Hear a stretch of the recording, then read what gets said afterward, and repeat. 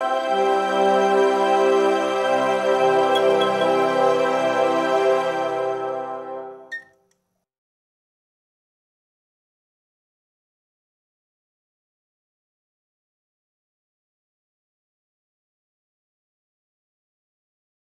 think other than how our own stories align, what I loved about Melvin was there's this quiet strength that he holds in figuring out who he is and living with integrity, and I really, really respect that in him. And then the project on a whole, kind of a similar word of integrity, of this is such an important story to be told in a way that, again, doesn't draw conclusions. It's just like an offering, and I think that's so important to tell those stories right now. Melvin is this gentle, observant presence. He isn't directly related to the Frisian or the Lowen family, but he caretakes for a lot of the young children in the colony. And after the attacks, he has decided to no longer speak to the adults, as well as to live as who he truly is, which is as a man. And in these two decisions he makes, there's this silence that he holds, but in doing so he's listening and he's forming his own opinions about how to now be a man. What does that mean in this community under these circumstances? Women Talking is about a group of women who live in an isolated religious community, and they have to have this very difficult conversation with the goal of making a decision as to how they're going to free themselves from the attacks that they've been experiencing from the men of the colony.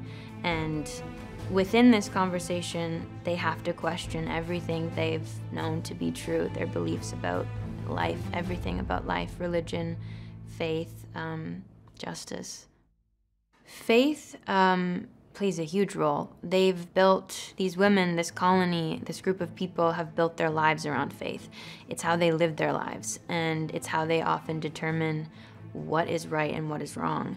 And what they're having to do in making this decision is question aspects of their faith, in terms of what do they need to see differently so that they can actually hold on to their faith in the long term. And that's kind of the line they're walking, is how can we honor this very important part of our lives while making the changes we need to keep living in line with our values down the road.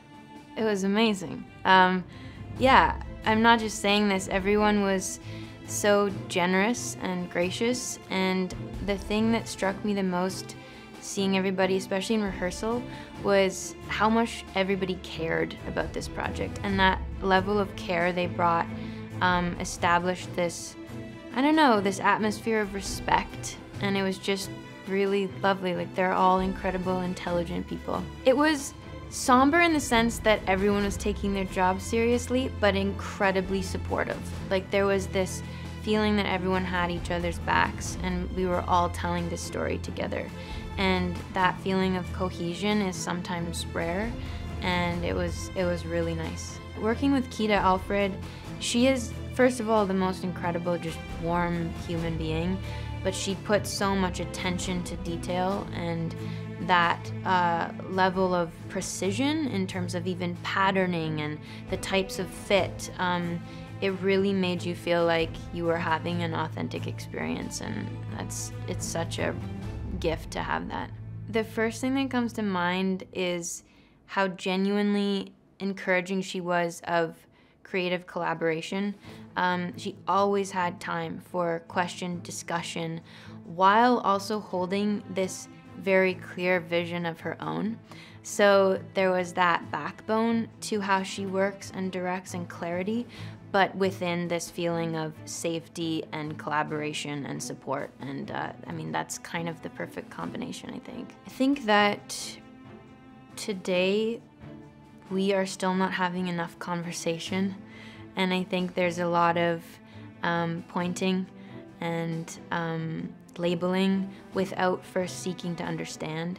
And I think that this film, again, although it deals with a very specific story and a specific group of people, I think there are a lot of universal things to take from watching how this group of women who have very differing points of view at times truly have a conversation, and through that come to something that they can all live with.